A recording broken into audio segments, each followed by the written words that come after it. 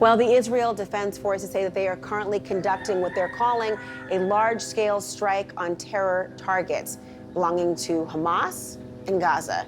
That is, the top U.S. diplomat is in Israel, and the aircraft carrier Gerald Ford has now moved into the region. As Israeli forces are massed along the border with Gaza, and there's so many questions now happening of what comes next. And the real question is, how could the next phase of this conflict unfold? I want to bring in CNN military analyst and retired Air Force Colonel Cedric Leighton. Also, Dr. James Clapper is also back. He's a retired Air Force Lieutenant General.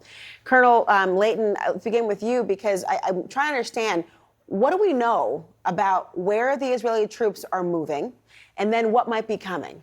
Yeah, Laura, that's a great question. Tonight we have about 300,000 Israeli reservists that are actually deployed on the border. And so where are they actually? Well, this is probably a pretty good indication. Right around all of these areas right here is where you will find Israeli troops concentrated. And what are they concentrating with? Well, equipment, like these tanks right here. They have tanks, armored personnel carriers, and other equipment that they can potentially use to go into Gaza. And that, I think, is going to make a big difference in what they could potentially do with some kind of ground incursion on their part.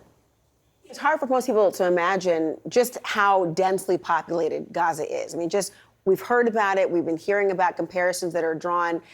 Tell me about the impact of that on the next phase of a potential ground incursion. Yeah, that's a very interesting area as well, Laura, because the most densely populated part of Gaza is the city of Gaza itself. So that's this part right here. That has over 25,000 people per square mile. Other areas like North Gaza, Deir al-Balah, Khan Yunis, which is a major refugee camp, and Rafah have less population densities. But still, everything in Gaza is basically, with a little bit of an exception, 10,000 people or more per square mile. So you think of a lot of people that are packed into a very small area. And just by comparison, there are places that have higher population density per square mile around the world, but Gaza has more population density per square mile, about 21,000 people per square mile in the urban areas compared to Tel Aviv, Los Angeles, or here in the Washington, D.C. area.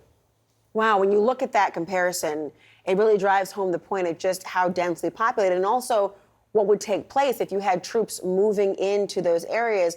This is civilians we're talking about in those areas in particular. And so the U.S. has moved assets into the region. What role could U.S. firepower play, if any, going forward? Well, there are a lot of things that we would have to contend with here, and one of them are the dense streets. So you look at how narrow things are. This is what General Clapper and I would call battle damage assessment. Perfect video for that. You see what damage has been done here, but look how cavernous all of this is. Look at all the different buildings and look at how difficult it would be to maneuver something through each and every one of these streets.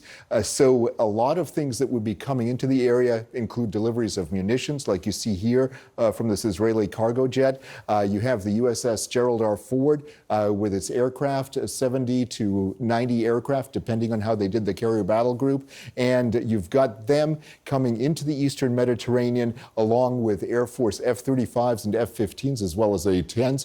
All of those play a huge part in putting the U.S. presence in this area and making sure that this conflict doesn't go any further than it really has already.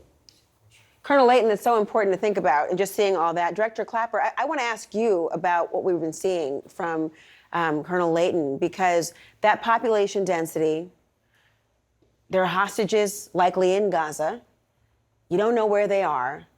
You see what is ahead in trying to move ground troops into that area. What strikes you as the most difficult aspect of trying to get people out and stop? A very compressed geography, very crowded, urbanized terrain, urban terrain. And so you wonder how, given that sort of situation, how are they going to move all that heavy equipment, those tanks down these very narrow streets that are in the Gaza. So the question that comes to my mind is, what rules of engagement is the Israeli Ministry of Defense and the IDF chief instructing or providing to the troops. How exactly do they conduct themselves if and when they actually enter into the Gaza? They've got so many things to consider here. A very difficult terrain to start with to even operate equipment, even in a passive environment, or benign environment, which this is not. They've got to contend with booby traps, IEDs, snipers, and plus the presence of a very dense civilian population.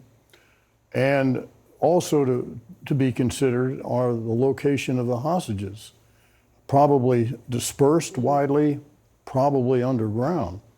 So what I wonder about is, the operations order that is being issued to, or will be issued to, the Israeli attacking force, and what the rules of engagement are on how they are to conduct those operations, mindful of all these factors. There's so much to consider, and we're going to continue to unpack. Colonel Layton, thank you so much. Director Clapper,